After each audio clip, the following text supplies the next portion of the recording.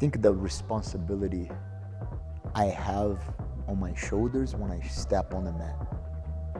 Adults, mentors, needs to know what the responsibility it is in teaching kids. Man, that's everything. That was my potential. That was a glimpse at what I've been pursuing all these years. Agree? Is a glimpse at my potential. Jiu-Jitsu found me. I was born in the right place at the right time, and my personality, I think, just meshed.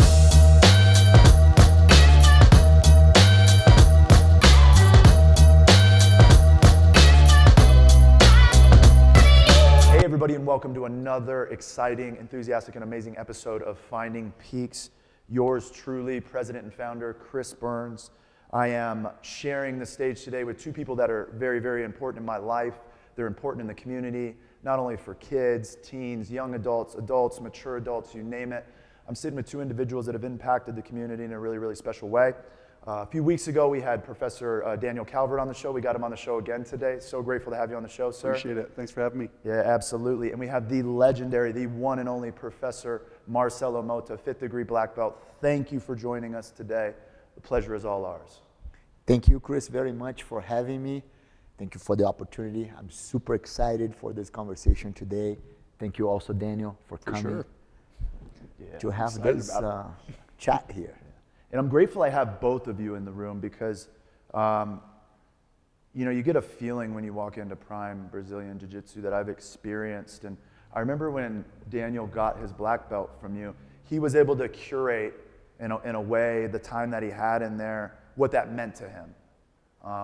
And so grateful to have him on the show. And what I was talking to DC about the other day as well is like all the black belts that are currently at Prime have a lot of success in their lives. And I get to connect with those people on a daily basis. And so what is it about Prime, do you think, that gives it that special feeling? Because everybody feels it. Every single person I have the opportunity to sit down with, every human, every 5-year-old, every 75-year-old has the same experience when they walk in. How have you been able to create that?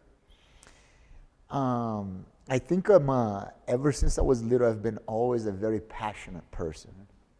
And I think I do a pretty good job at passing on that passion. Not only to kids, but, from kids to adults. I think it's not about what you teach. It's about teaching a passion, teaching them to love something so much, and they stick to it. I think, also the originality of Jiu-Jitsu that is taught at Prime BJJ in my academy. Yeah, it's a beautiful thing. So much so, you weren't at the competition last week, but we were at it, and Garrick won his final match, and I did what you did. Hey! And you should have seen his face. He's like, somebody had to do it. But that's the special sauce, man. That's the, hey! And Cass was like, I'm so glad you did that. Because the boys love hearing that. It's like a sign of like, I'm supported, there's someone here. Right. And we got this. It's very, very cool and very, very special. And I have to imagine, as we were kind of talking about before the show, is like, this goes back a long time ago. Right. To Rio de Janeiro, in Brazil, where you found Jiu-Jitsu. And what that meant to you as a young person. I think it meant, like I said, Jiu-Jitsu found me. I was born in the right place at the right time, and my personality, I think, just matched with it. First of all, being young and not having a purpose, right? Like finding something like that at such a young age, it was very important. I fell in love because it was my way out of so many old ways of living, being bored and you know how it goes, right? Like when you find something that you can live for, your life is much happier. You wake up every day with that feeling inside your heart,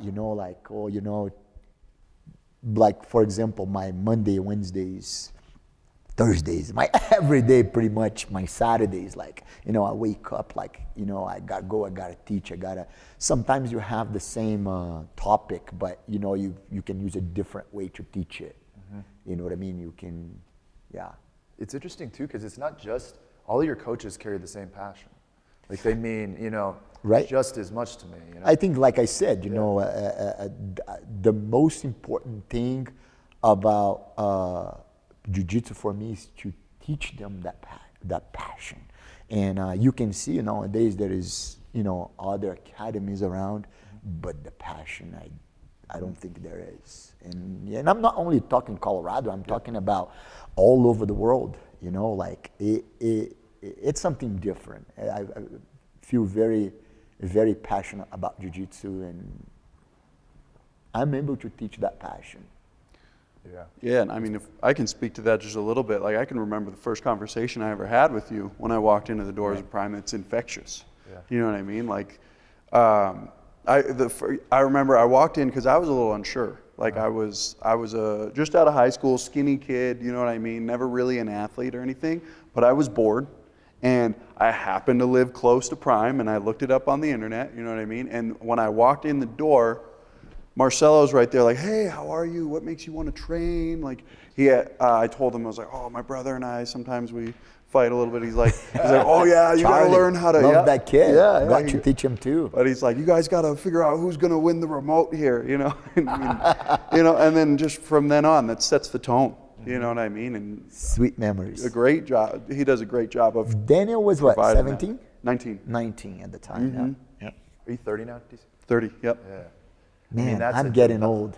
That's such an important like developmental stage. You speak to a lot, and I think it's important for the viewers. Like you speak to a lot of the kid that came in the man that sits here today. Like, what was that? I know we talked a little bit about it on the show. Now Professor's here. Is it all community? Is it purpose? Is it a foundation in life? Is it all the things? What was it for you that? You know, I mean, there's a lot to it. I would say I'm still that kid. You know what I mean? Like, you kind of never get out of that. Like, I still, not to say I'm like surprised when I see myself in the mirror, but like, you know, you still have those feelings and everything else. But the confidence that Jiu-Jitsu has given to me is something I didn't have before, and that's such a valuable vehicle to get to wherever you want to get to in life. So, you know, I can look back at that time and just see where I was, who I was, and see what I lacked, and the things that I have now, a direction, that confidence, just some accomplishments under my belt, mentorship, you know what I mean, community that I didn't have. So, I mean, take your pick.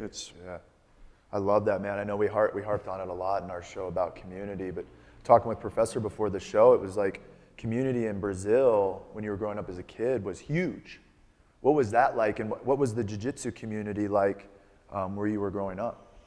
I think so we're talking about early 90s. I started Jiu-Jitsu, so I started grappling in judo in the mid 80s, 1985. But I started Jiu-Jitsu in 1991, right around the time where Royce Gracie fought at the first UFC in Denver, Colorado. Wow. Which is super coincidental that I ended up moving to Denver in 2011 when I came from Brazil, Emirates, and then I came to the U.S. So yeah, it's and what was the question again? As far as just community, we had chatted a little bit before the show about just Brazil and what it was like, and like paint a picture maybe for the viewers of like what that community was, because we talk about Prime being such a center point for community for all of us. You talked about for the show how important community was in Brazil, and I'm wondering like what was that Jiu-Jitsu community like when you first walked in? Right. So the community was not very big. Even down Brazil. There? No, it wasn't very big in the early 90s. Okay. But there was a community. There was about 2 schools in my town when I first started Jiu-Jitsu.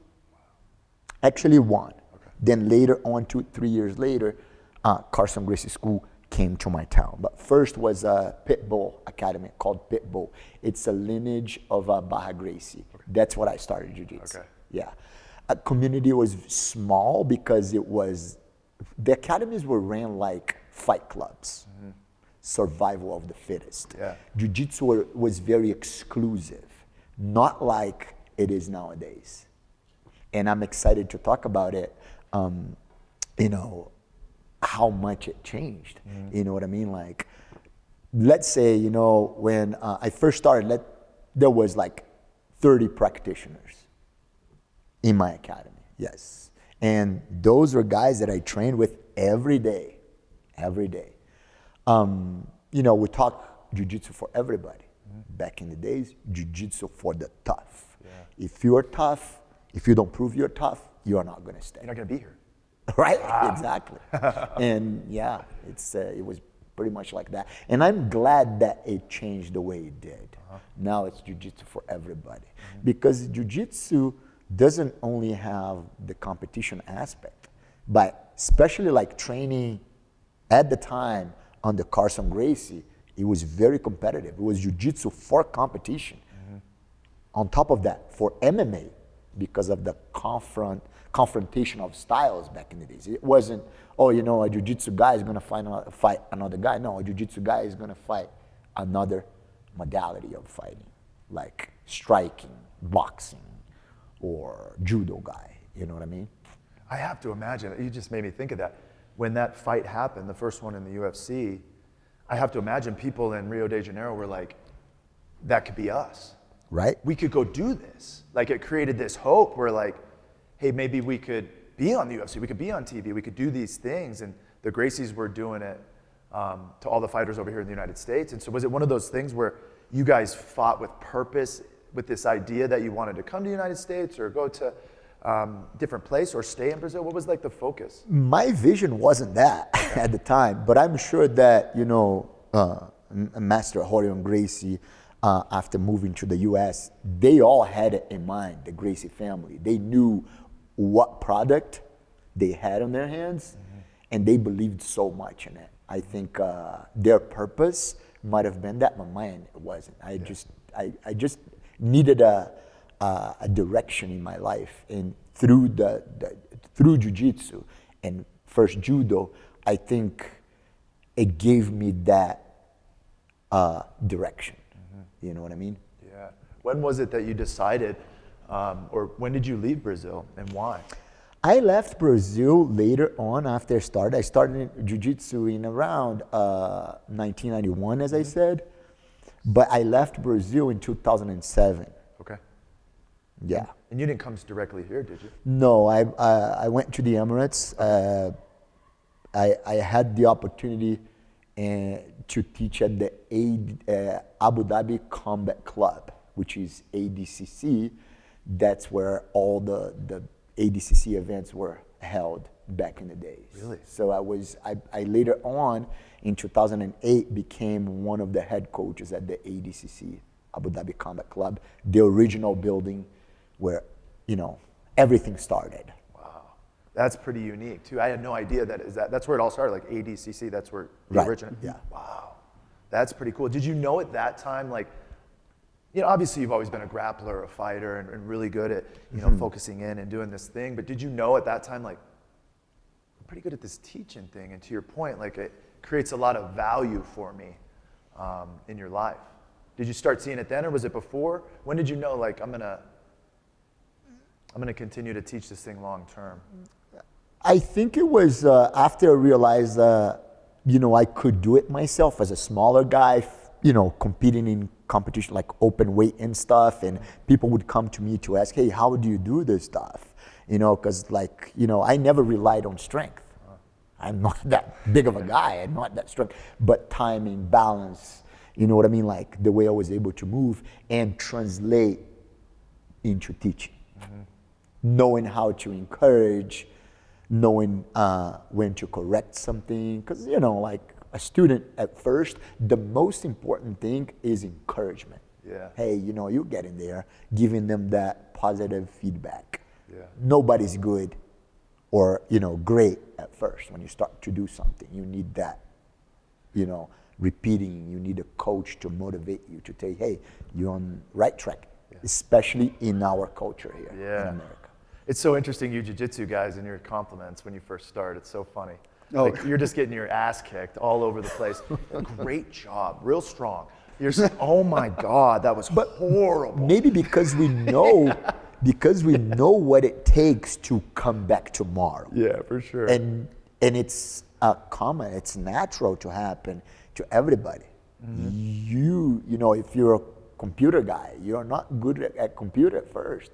First, you're gonna make a lot of mistakes. You're gonna get your butt whooped here and there, and showing up the next day is the most important thing, I think.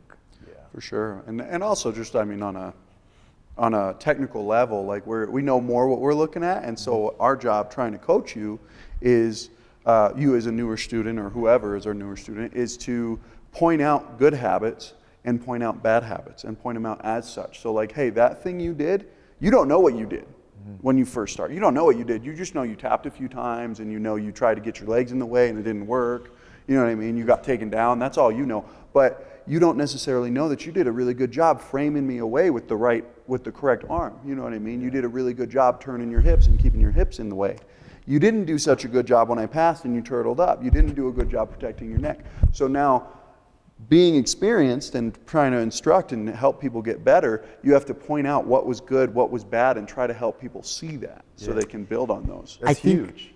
Sorry about that. No, you're good. As a martial artist, you know what's important for you to stick to the martial art. Yeah.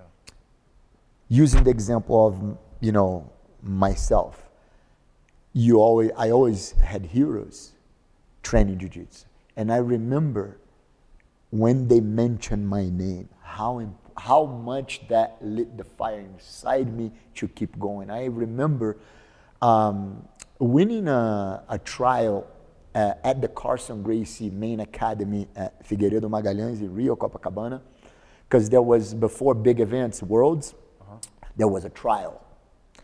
So I won the trial, was the seed #1 for Carson Gracie gym at the time. It was as a purple belt. Oh, wow. And I fought against this very good guy from northern Brazil, and I beat him in the trial. And I encountered him in the competition, and I ended up losing the match by a kimura. And the guy was well known for that kimura. And I beat him in practice. And then, all the rumors, oh, Marcelo lost to that guy. So Carson Gracie Sr. was in the academy. And they taught him how I lost the match. And he was obsessive with winning the competition overall. And then, they say, hey, so losing by a kimura, and somebody goes and talks to Carson about it, and he's like, turns around like, Bish, stupid. You don't know how to defend a kimura. I was like, no, I made a mistake. Hold inside your thigh. Stupid. But the fact that he spoke to me, and I wasn't bothered by that. I was a pro athlete. Yeah. For me, it was an honor to have Carson Gracie Sr. teaching me how to defend a kimura. I was in heaven. You know what I mean? Now, if he had given me an accomplishment, a compliment, it would have been even better. But just because he mentioned my name and said, hey, man, called me stupid at the time, I was like, man, that guy knows who I am now. Sees me. Yeah. And I ended up losing the finals. It was, for me, I think that day when Carson Gracie Sr. spoke to me, because I never had a class with him, he taught me. He was in regular clothes, sitting by the edge of the mat, watching, watching it rumble. Yeah. For me, it was, just even though it was, negative, but whoever knows Carson Gracie Sr. knows that he's a teddy bear, and I love that guy so much. Just being that day on the mat with him changed my life. That's cool. You probably know how to defend a kimura better than anybody now. Huh? I'm sorry, you probably defend a kimura better than anybody now. Maybe, because it's very simple. That's so cool. Those unique stories. It's like, I talk about it a lot on the show, but I kind of a broken record, but it's about being seen, valued, and heard by people outside of your family that you look up to. And when those people, you both said it best, it's about this connection. Yeah. When somebody has a connection with us or we have a connection to them and they're in a position of power or mentorship, their influence matters a lot. Very much. And you said it, you both just said it without saying it, but without connection, we don't have influence. So you draw into that connection first, you all do. Hey, great job. This is how we're doing it. You're doing this. And then as you kind of blossom and you all see this person is taking this pretty seriously, now we come with some criticism and some real life stuff in balance. And I think it's really, really integral, not just for adults, but like childhood development. And those stages are really, really, really important. And it's kind of what I wanted to touch on next. Is like you went back to school and got a degree in some sort of, like, it was childhood development, right? Yeah, physical education. Yes. You know, growing up, I was always taught to open other doors. What if I don't make it as a professional athlete? And back in the days, there was no money in jiu-jitsu to be a professional jiu-jitsu fighter. So you would have to go in MMA. And that's how I grew up, training jiu-jitsu with MMA alongside. So I decided to go to school just to open another little door to, hey, maybe I'll apply a lot of the knowledge into teaching jiu-jitsu. When did you actually go back to get your degree? How old were you? In 2000. I was 22. That's really cool. Yeah. I think it's really unique too, you know, to have somebody in jiu-jitsu gym who owns it, is the founder, who also has a foundation and an education in some sort of childhood development, physical education. That's literally what you're doing. Yep. I don't know why, and I'm not a degree person. My brother, bless his heart, he's a big degree snob. He's like, what do you got behind you? I've never been like that, but something about that when we started at Prime, I think I might say it on the website, I was like, that's unique, and that feels valuable. You know, so even though you got it in an effort to balance, oh, if I couldn't be a fighter, do this, I think it really fortifies or supports the mission and the vision and the connection at Prime. I think it's really cool and really unique. I don't see a lot of people around town with that on their resume. You know, and I think the results speak for themselves. Yeah. You know what I mean? I mean, the Prime is top to bottom, really a world-class gym. There's no two ways about it. But the kids program is exceptional. And you don't see kids programs like what you've built. You just don't see it. No. I think, and I mean, who's to say, is it all the degree? It's not all the degree, obviously, but it's, is that a big part of it? Probably. I wish. But, right? I wish you could get a degree and be like, hey, this is a degree in being a successful gym owner. There you go. Yeah, But, it is really unique and very, very special. Yeah. And Prime, not only like world-class, world champions all over the place, but really, really good people. World champions in life. Yes. That's what beats my heart. Good people. You know what I mean? Yes. Yeah, you always Takes a say village. it. You always say it. We go into Belt, but it gives me chills, man, because it's been the impact that you guys you had on my life, but also like on my kids' life over the last 3 years. I don't know that there's another adult that's had that impact on my kids' lives. We don't have family. We don't have a lot of family out here, so it's been really, really big. My kids look up to you. They look up to the gym. They have the Prime spirit. They know what it's about. It's about working hard and showing up and being present. And when you lose, getting back after it. And you guys taught them all that. I couldn't have touched that with a 10-foot pole. Now I get to support it with the way that I show up in my life, but it really, really is aggravated by the way that Prime supports our family system. And so I guess my question is like, how do you continue to cultivate in such a special way this idea of being a great human and a great athlete? Because so often in our culture, one raises over the other, and we have these super athletes that don't know how to treat people, you know, and it's kind of sad to me. So what do you think it has been for you in the development of kids and teens and young adults that makes it so different? Think the responsibility I have on my shoulders when I step on the mat. Every athlete, high-level athlete, they're selfish.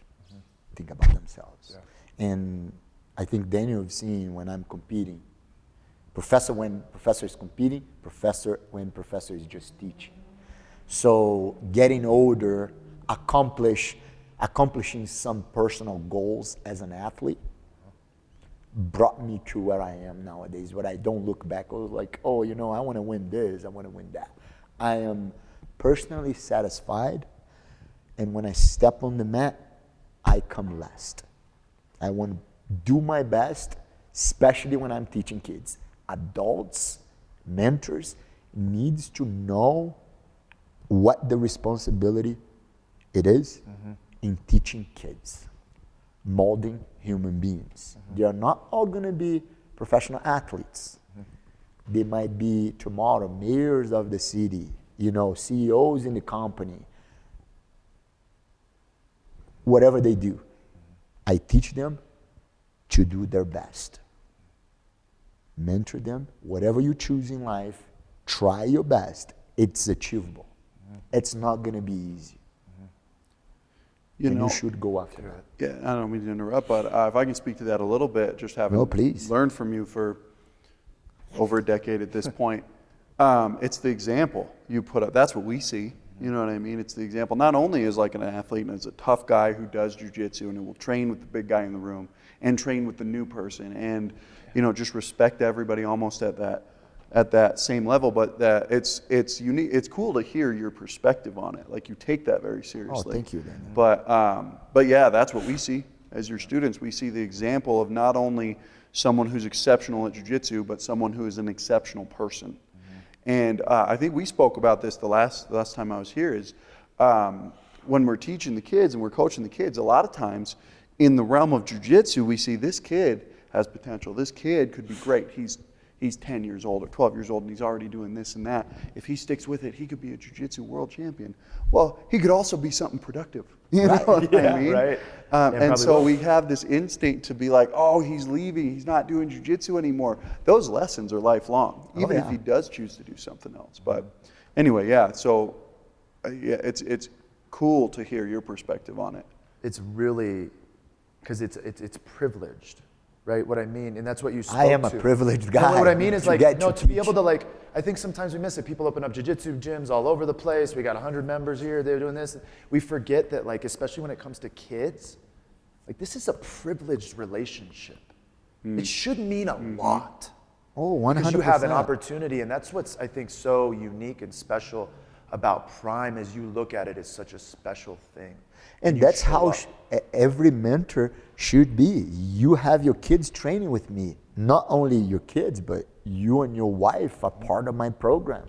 I mean, this the fact that you have your kids train. It shows me a lots of trust you have in me. Yeah. I cannot disappoint you. This is part of my culture. This is who I am.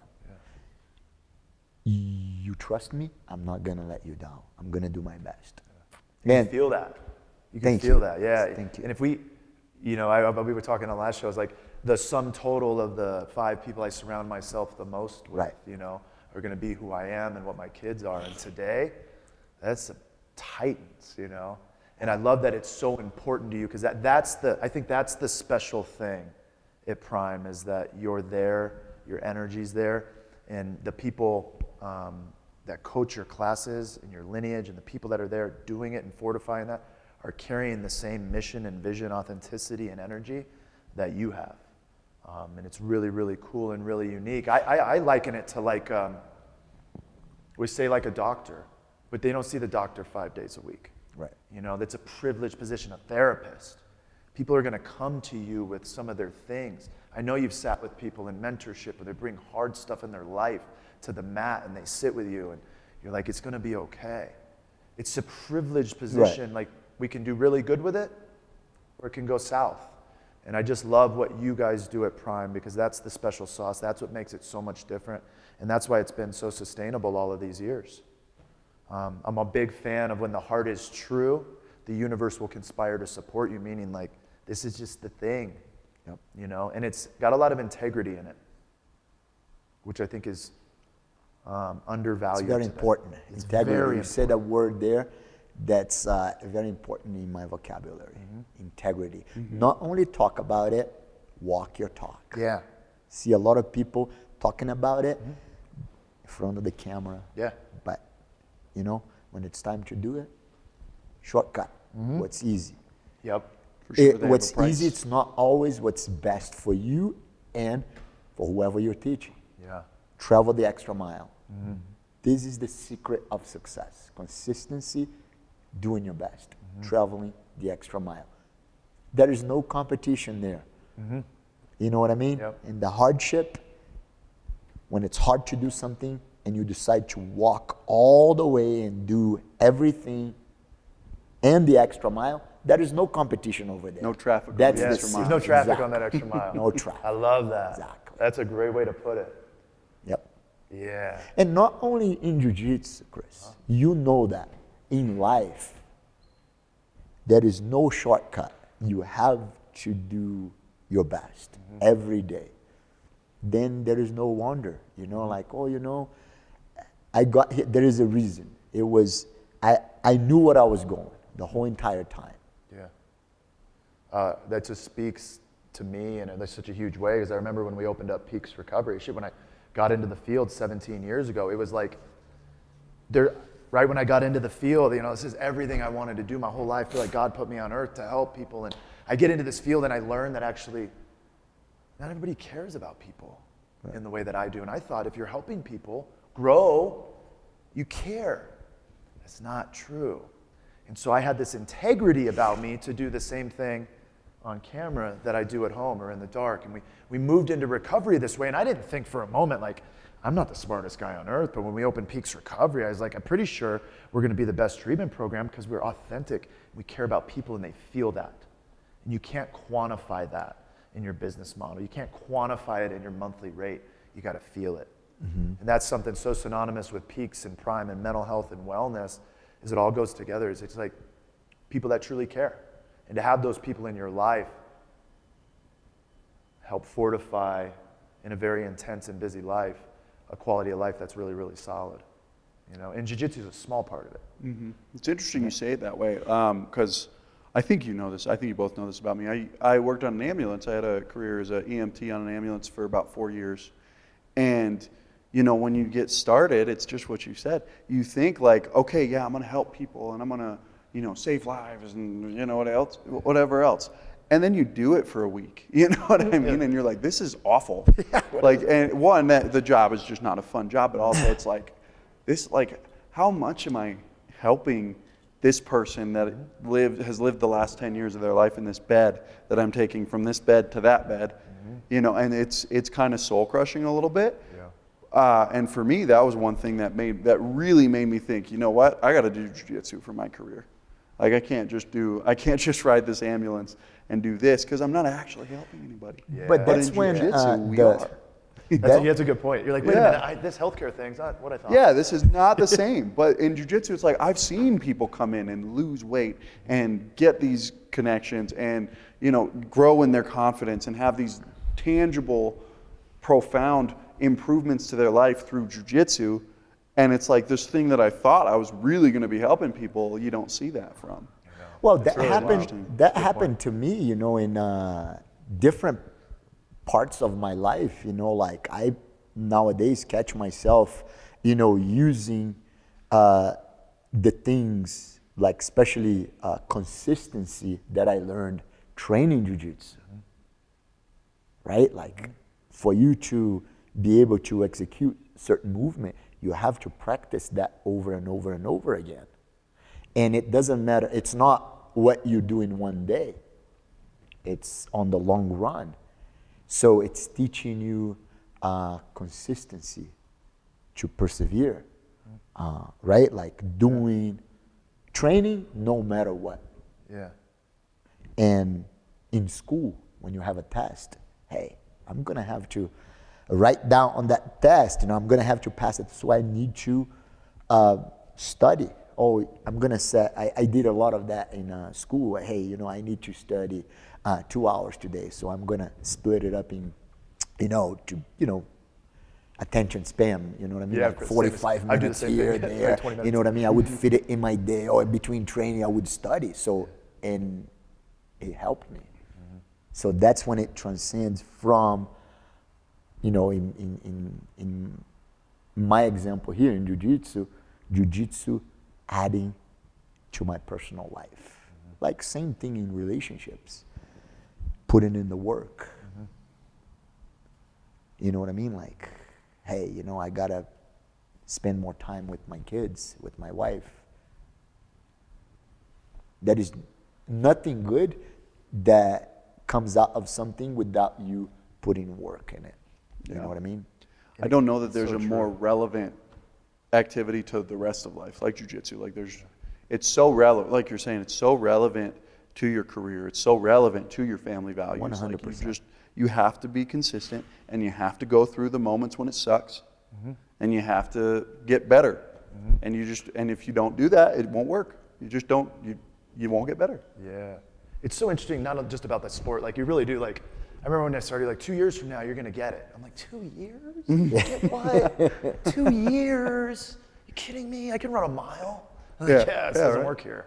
You know? Right. But consistency in showing up, it's not just like a thing for life, a jiu-jitsu, but it really teaches you to formulate a better relationship with what you consider dead ends in life. Yeah. Right? And we said it before the show, it's like, now we can take breaks and not quit. We can move into things and move out. But for sure, the one thing we're not going to do is stop.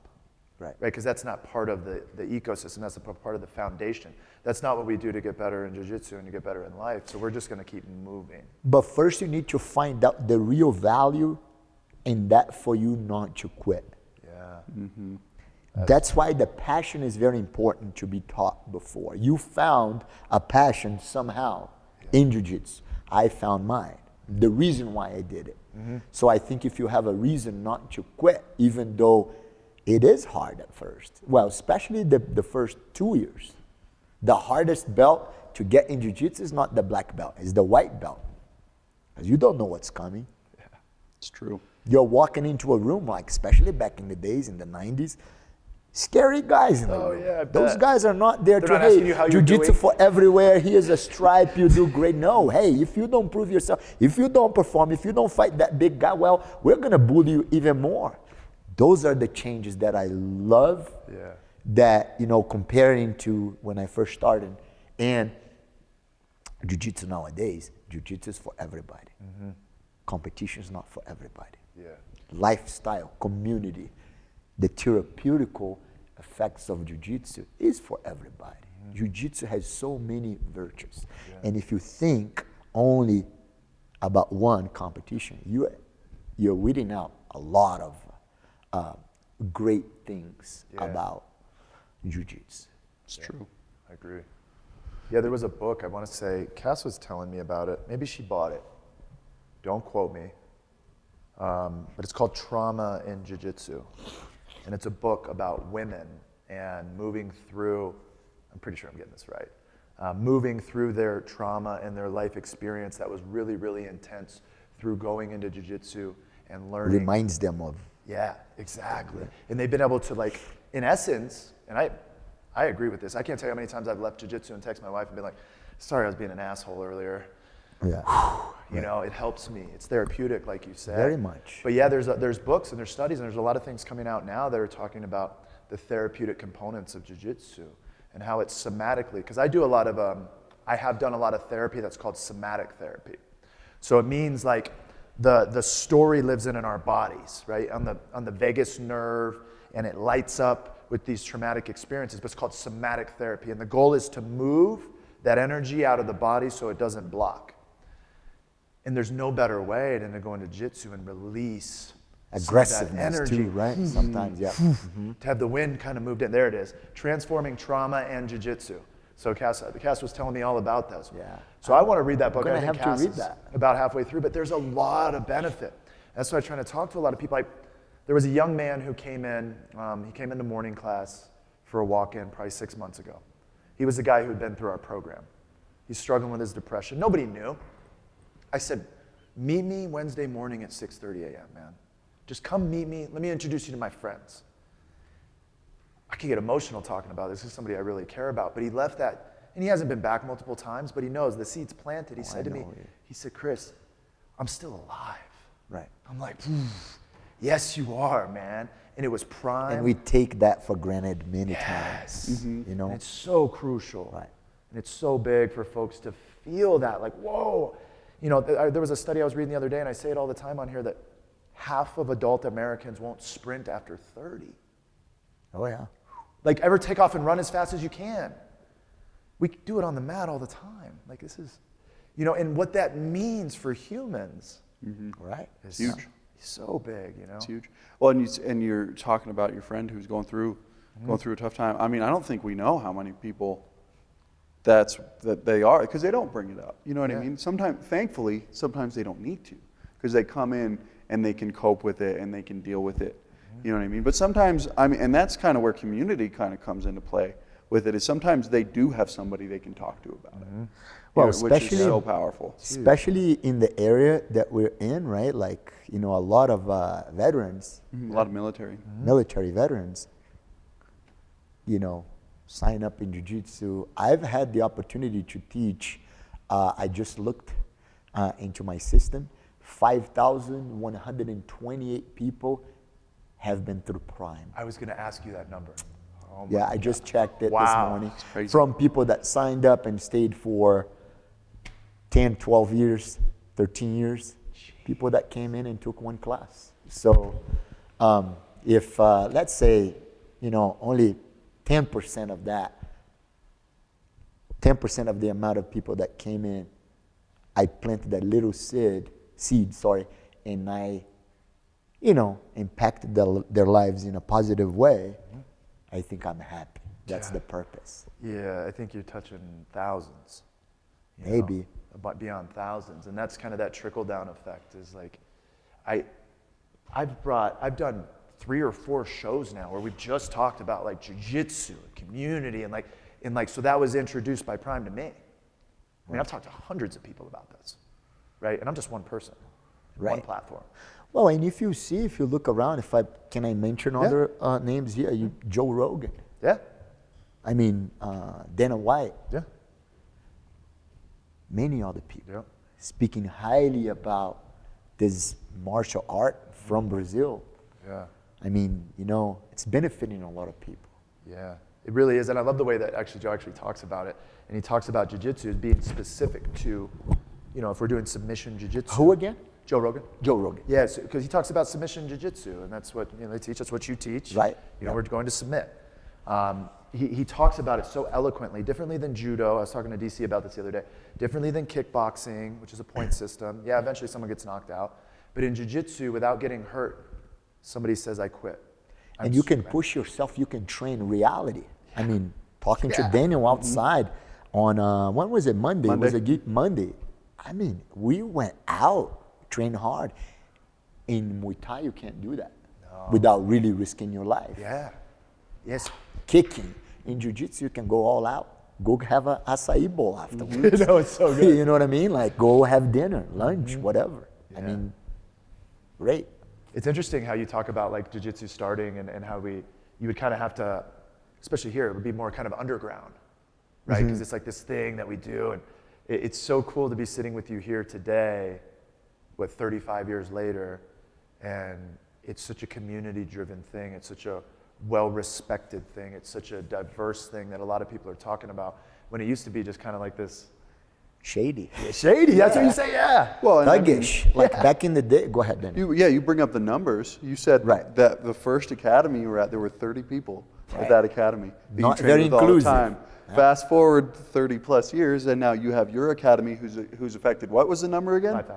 5,000. 5,128 people have been through Prime. It's crazy. That's a crazy difference, and Training it's cool. on the mat. What's really cool to me about it too is it is more inclusive now, and there are more people that can fit in on the mat, and they can get all these benefits and everything else. So you can affect that huge number of people, but there is still that element of difficulty, the element of what's the word I'm looking for? Difficulty is the only one I got. Anyway, the element of difficulty that you can benefit from even though it's more inclusive, even though we're positively affecting 5,000 plus people, live roll. You still got to roll. Like You still got to suck at positions something. where you know there is the guy on your back and he's trying to choke you, so you gotta stay calm. Well, you know, you're walking outside. You know, a person comes to you to attack you. Well, it may not be the same intensity of a guy having a knife or a gun. But it's a similar situation that, hey, you know, so you know that remaining calm is the most important thing. Because So I always talk to Andy in morning class about, you know, he's a police officer here in town, and he's like, everybody should be trained jiu-jitsu. Nobody pull out their guns. Right. You know, because literally you're safe. You know, I'm okay here. Well, Regardless. you start reading, let's say, the room a little bit better, like, you know, reading your opponent, your training partner. You know what I mean? I think it informs such a quality of life. It used to be this thing like, I'm tough and I do this.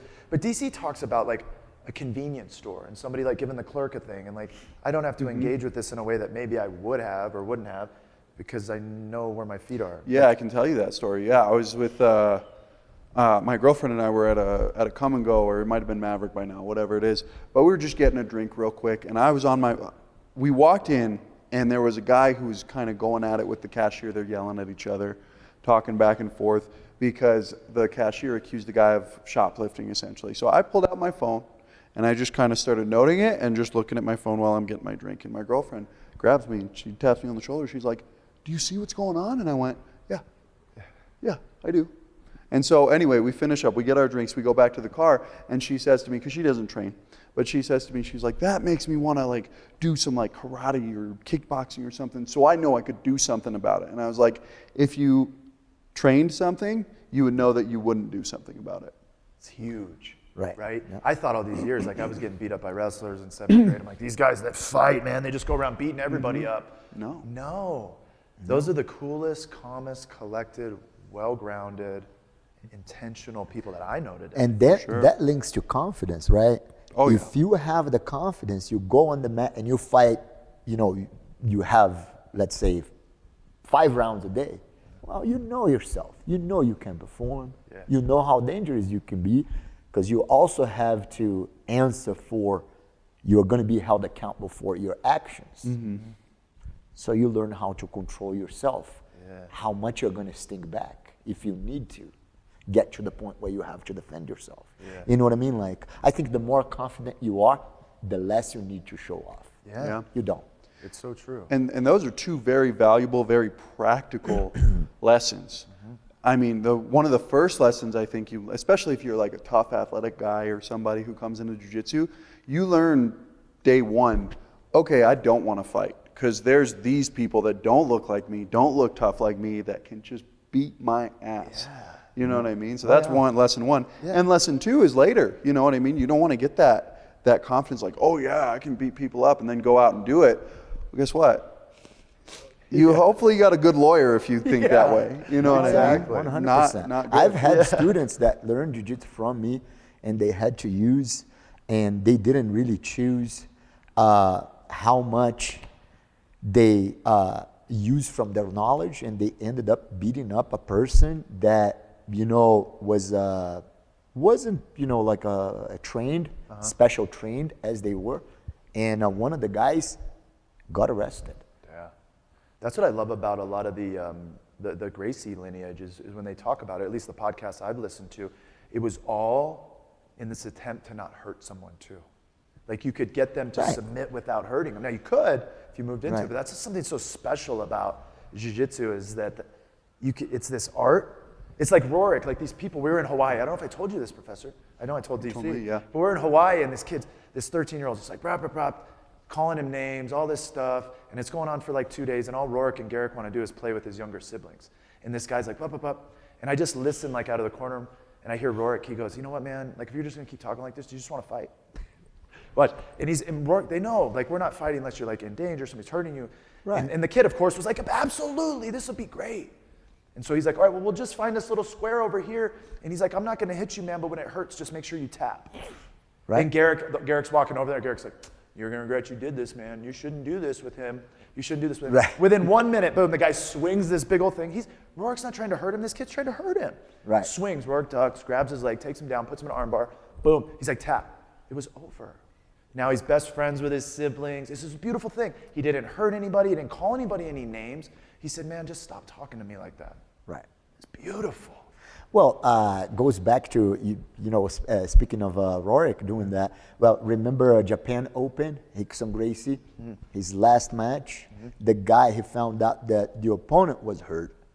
And he didn't want to hurt the guy, so in the locker room before he goes for the final, he said, I'm not going to throw one punch.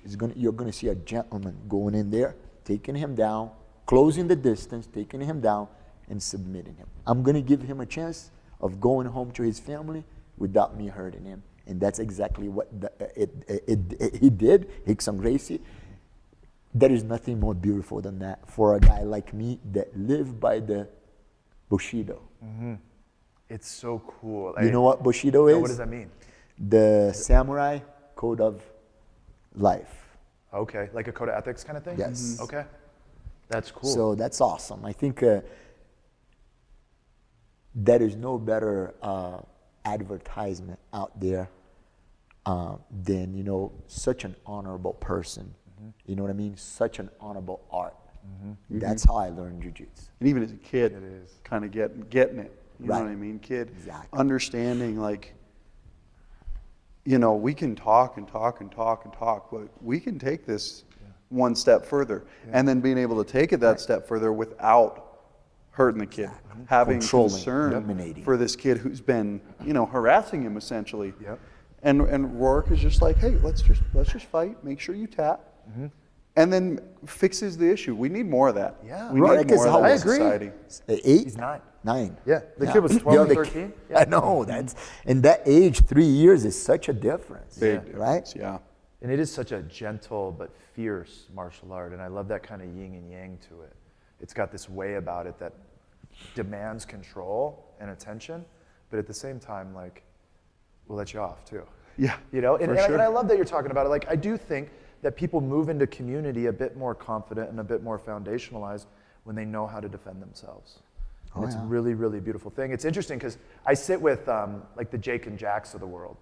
And I think to myself as a father, I'm like, how do you make kids like this? Like, these kids are like, Such awesome what, kids. you're making Oh, a yeah. choice to wake up and go train? And like, I'm like, and my kids look up to them and like, that's the path. Now you asked me about, what is it about the passion of teaching kids? What you just said, you used an example of, 3 kids, Rorik, Jake, and Jack, and I can bring up Horan, Borum, Zion, Jack, little Jason, John, everybody. Yeah. I mean, a lot of very confident kids at Prime BJJ. Like Master Hansel Gracie used to say, we are not in the business of martial art.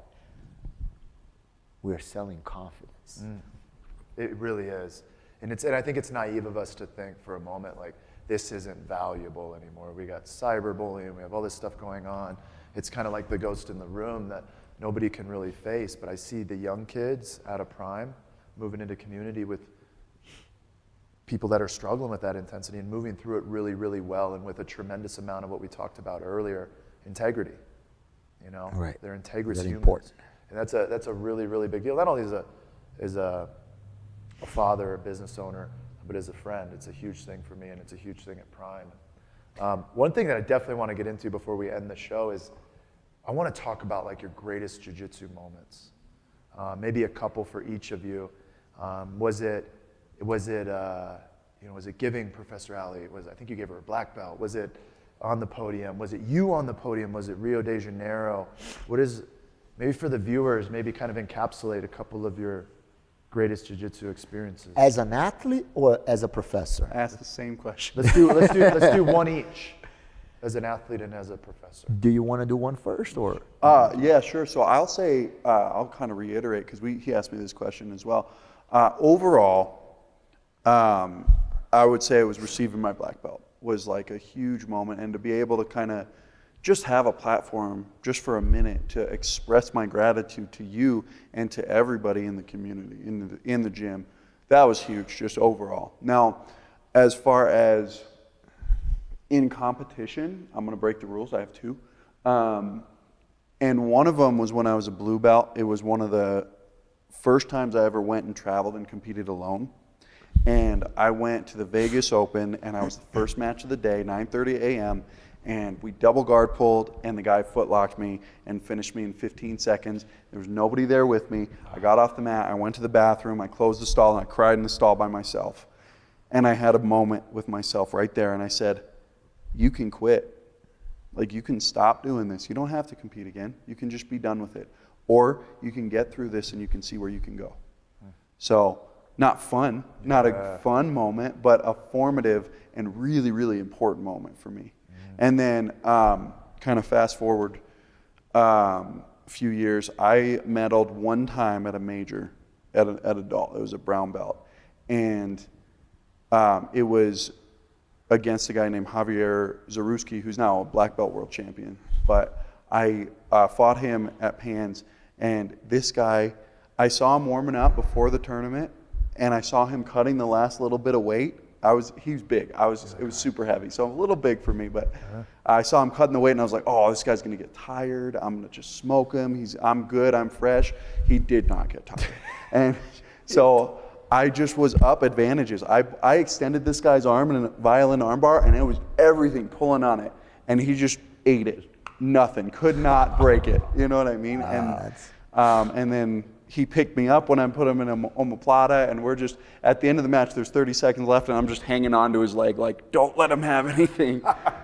And I won that match, and looking back at that match, I was just thinking, man, that's everything. That was my potential. That was a glimpse at what I've been pursuing all these years. Agree. Is a glimpse at my potential. Yeah. So anyway, those and are that's I mean, to me, just knowing a little bit about that, I guess like Mount Everest. Like, people climb Mount Everest, but I don't think people understand. It's very similar what you're talking about. Yeah. It's an elite level of humans that are doing and having these type of stories. Really elite. So I appreciate you sharing that. For sure. Yeah. You know, I think a lot of other stuff gets a lot of airtime, and it's fun to watch and things like that. But what you all are doing in these competitions on the world stage, brown belt, black, I mean, it's got to be like 0.012% or something. Like, humans just don't do what you guys do. It's incredible. So thank you for sharing that story, man. For sure. I didn't know that last one. That's cool. Oh. Yeah. How about you, Professor? For me, I would like to talk about as a coach first. You know, grocery store, buying something, a kid taps on my back and, hey, professor, I'm like, that's how this kid know me. And then it's a full-grown adult now, you know, 19. Oh, I used to train with you when I was, you know, a little bit younger at Prime. Oh, then I was like, hey, I remember, I don't want to say the name. Oh, professor, you know, I'm a part of the National Guard nowadays. Thank you for introducing this sport in my life. Taught me a lot of consistency, showing up again. Taught me to be a better human being. I think that's the most important. And I was at one of the grocery stores in town. I don't want to say the name. We are not getting a cut, right? Nobody is. But yeah, a kid, you know, after they train at Prime, and they Jiu-Jitsu help to achieve their goals in life outside of Jiu-Jitsu. As a coach, for me, there is nothing more rewarding. I think it's a great moment. Yeah. As an athlete, when I'm on the podium, I win. I think the whole point of competition is to win. Of course, fair play, sportsmanship, but you try your best. I've had a few of those moments, but 2014, when I competed at the open weight, in my semifinals was against a big hero of mine, open weight. He's 240 pounds. I was a lightweight at the time, 162 without the gi.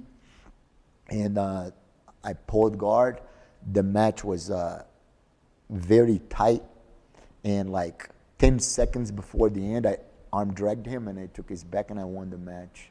He's a UFC champion, former champion. I'm not gonna say the name because, you know, it's a big hero to me. But if the viewers followed my career, they know who I'm talking about. No, I never had the ambition of, or like, you know, like, it wasn't like a, you know, a goal of mine, but when you step on the mat, you gotta fight hard. And that day, I think I proved the point of jiu-jitsu to myself. At 162 pounds, to be able to, you know, be a hero. That's huge. In the match, semifinals of Worlds, and then the next match I end up winning Masters Worlds. You're on fire after that. World champion. That was. What year was that? 2014. About 11 years ago. Wow.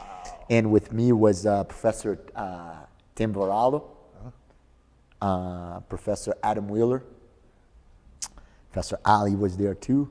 I think Daniel. I wasn't there for that one. You were not? Yeah. So it was great. And we all brought gold medals to Colorado Springs. I think it was one of the first times that we put Colorado Springs on the map. You were all world champs. Yeah, we won each of us in our division. Professor Tim was Masters 2 also. Adam Wheeler was Masters 1. Wow. He had a great match against some big names of jiu-jitsu. So it was a great moment. But between the two, I prefer my moments when, you know, you run into a kid that have been part of the program, and they were able to transcend the benefits of jiu-jitsu into their personal lives. It's so true that you bring that up. It's because awesome. the competition moments, they're good. You know what I mean? And it's cool and it's fun to be able to look back and be like, I was that guy that day. You know what I mean? But it's nothing compared to positively affecting like your students. Yeah. It's nothing compared to hearing like somebody come and talk to you and say, hey, you really helped me out that day. You know what I mean? Or you really helped me out and taught me this. As a mentor, you know, a coach, a professor is nothing less than a mentor in your life, you know. So if you achieve your goal, well, there is no medals, gold medals that will make me happy. A medal that's gonna go at the bottom of my drawer and I'll never look at those again, you know what I mean? But knowing that, and it's not only kids, you know, I have adults that, you know, cadets from the Air Force that came, you know, they were in school to become a pilot, and then now, you know, hey, you know, your student is a jet fighter pilot. I'm like, man, you know, like so cool. This is jiu-jitsu. It's so cool. And it's, you know, like we have lawyers, we have doctors. One of them is a best friend of mine. I mean, you know, it's cool. It's such a diverse community. That's what I never thought. I thought we're just a bunch of fighters here. No, that's like secondary to like all of these other really, really cool things. Doctors and business owners and post office workers and police officers and first responders, and all a dynamic view of the world. But one thing we all share in common is like we show up with each other and for each other, and it's a very special thing in community. And talk about the impact on the kids. It's you know, when I got into recovery and I got into helping people, my goal was like, well, if we could just impact a few people. You know, we haven't had 5,000 clients in this program, but I know that we've impacted thousands of people.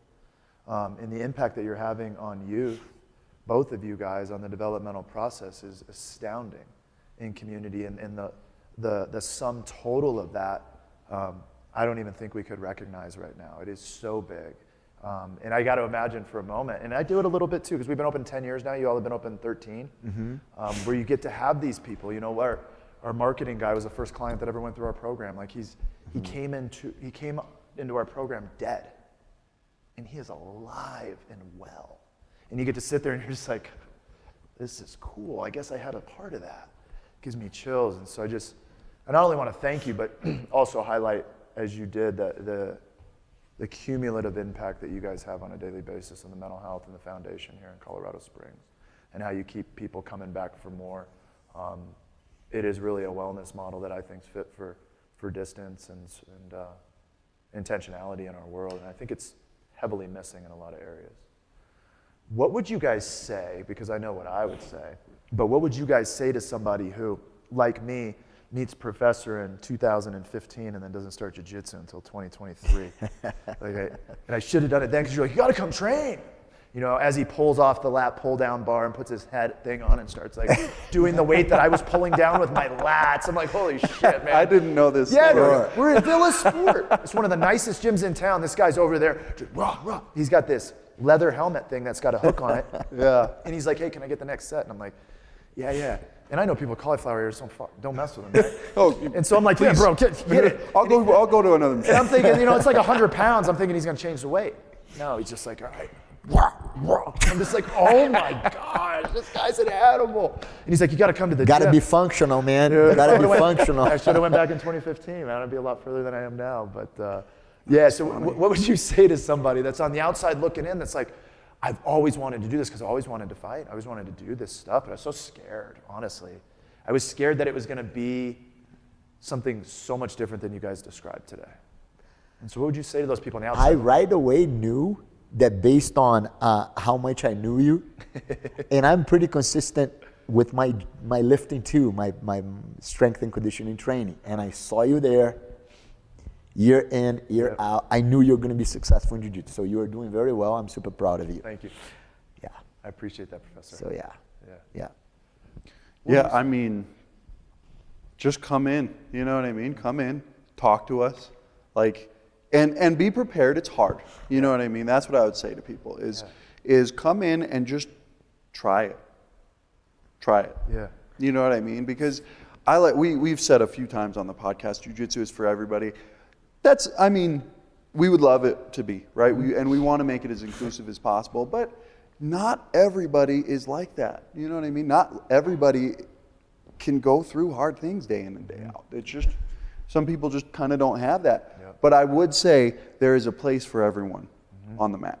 Yeah. So if you come in and try it. What I would say is, give me a chance. Show up to my fundamentals class. Go to my academy. Give me a chance. Do the fundamentals. Exactly. And show up to my academy. If you're not around, find an academy. The coach who's coaching you is very important. Yeah. Find out about a little bit more about the coach. You know, look around. See if the academy is clean, you know, like what's the reputation, and if they have a structure, very important. And show up. Anything when you first start, it sucks, it's hard. Showing up. I have a friend, great friend of mine, Sig, Dr. Sig. I used to live with him, and he told me, 50% of success is showing up. Just getting there, yeah. And like you said, you know, over the years, you become an average of the 5 people that you surround yourself with. And this guy is a great friend of mine, and he also told me that. Yeah. So, yep. It's that consistency, and I think it really tells a story to the world that is really, really important. I have a saying on my wall. It's one of my favorite basketball coaches. He died of cancer, but it says, don't give up, don't ever give up. And he formed, I think he's raised more money for cancer, Jimmy Valvano. He raised more money for cancer research than anybody else, but his whole thing was like, we're just going to show up until we can't. And I think jiu-jitsu is in a lot of ways is a sum total of, we're just going to show up and see if things change. And like we were saying here before, you know, don't quit, take breaks. Because you get emotionally tired, you get physically tired. Some days, you know, you're not at your best. But take little breaks. Hey, I need to take a little break. I'm not, let's say your goal is to compete. Oh, you know, I've been crashed over and over and over again. Take a little break, spend some more time in the lab, in the academy training, hanging out, getting those positive vibes from, you know, your jiu-jitsu family. Then, okay, time to go out there and try again. I myself have lost so many times. And if it wasn't for the breaks, I don't think I would be still doing it. You know what I mean? Daniel maybe can back me up on that. Yeah, for sure. Yeah, for sure. It's, I mean, we say it's not who's good, it's who's left. That's that's all it is. It's all it is. How can you be left? Yeah. You know what I mean? Just keep going. You need a break, take a break. Just come back. Yeah. That's something you guys even iterated to me. I mean, I'm crunchy in the morning. I remember when I got injured for 6 weeks, he was like, hey man, just come in and hang out. You know, just feel the energy, feel the vibe. Huge. Don't get too disconnected from that. We'd love to see you in, even if you're just sitting here shooting the shit. And, you know, Wes did that for a long time. It's just like, I just want to come in here and stay connected with this ecosystem. Yeah, Wes did that for like 3 years. There's a lot of Wes's in this world. Yeah, there's a lot of Wes's in this world, right? But no, yeah, that's huge. Like, I think a lot of, because it's a combat sport and people get injured. You know, as we do a better job, I think, nowadays of trying to keep people with people that aren't going to hurt them and minimizing those injuries best we can, but it's a combat sport and it happens. So the people who recover from their injuries and come back and continue to train are the people who come back into the gym, even when they're kind of hurt. You see people kind of fall off when they don't. Well, in Jiu-Jitsu, we see injuries as adversity. And I myself, you know, in my belt evaluation for belt promotion, if the person, you know, fights an injury, especially at the beginning, and they returns, that weighs a lot. Because, you know what I mean? Like, it's, for an advanced person, an injury impacts a lot your life, your game, like, let alone for a beginner. And we have multiple examples of, you know, injuries. Injuries is a possibility. You can never rule that out. But, you know, one, we try to minimize the most we can, especially at first, having the student attending the fundamentals class.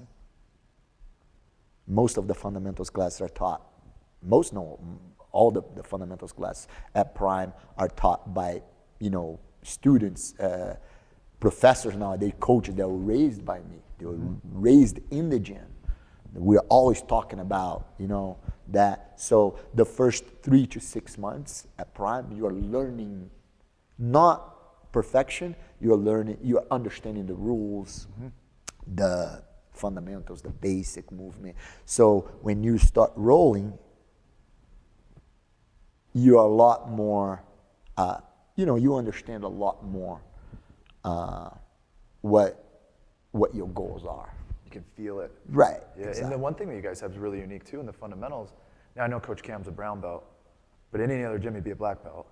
Oh yeah. You know? And so the only people Cameron's been training ever since year one of Prime. You know? Yeah, his jiu-jitsu is solid as it comes. Yeah, as long as. And so in fundamentals, you see in a lot of gyms too, and I've talked to people, like, you know, in other gyms, if it's fundamentals, you know, we got blue belts teaching classes, and it's not bad, the blue belts in but you, with your fundamentals, you make it a point to put some of your best coaches We in those talk about classes. the same thing over and over again. Hey, you know, we're going to break out of guard. Hey, you know, when you're on your knees, don't turn your toes out because you might get a knee injury. So we teach them safety also. It's very important.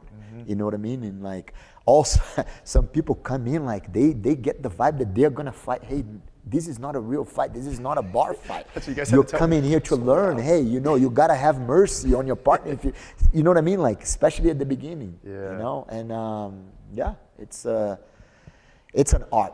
Teaching is an art. Yeah. Also. And the sport is an art. Oh yeah. Very, very cool art. And I love it. And I guess I could end with this, and I'm going to continue to bring it up on the podcast, is jiu-jitsu and wellness and mental health, because it's so synonymous with what we do here at Peaks Recovery. You know, folks that are coming in with mental health issues, substance use related issues, traumatic issues, adverse childhood experiences, they've all experienced what they would consider hell on earth or death. And I think what's really, really cool about jiu-jitsu is people that are looking for mental health recovery and have experienced traumatic things, they can come in and they can continue to show up one day at a time. Because I remember going in the morning class and being like, I've been to hell, and this isn't it, you know? One day at a time. One day at a time, and that's a huge saying in recovery. It goes back to Bill Wilson in 1935, is we just show up 24 hours at a time, we put our best foot forward, and we let the chips fall where they might. And I'm grateful to have landed in a situation today in my life, personally, professionally, where you guys are in it, both at Prime and as friends. I thank you both for coming on the show and sharing so intimately something that's so valuable in your life and something that you're so passionate about, and something that I've been able to connect with over the last couple of years. Appreciate each and every one of you. Until next time, we're definitely going to have a 2.0. Thank you so much for coming on the show today, you guys. Thank you for having me. Thanks for the opportunity. Thank you. Appreciate it. Thank you, Daniel, also. Yeah, for sure. Yeah. all production, everybody. Let's go. All right, guys.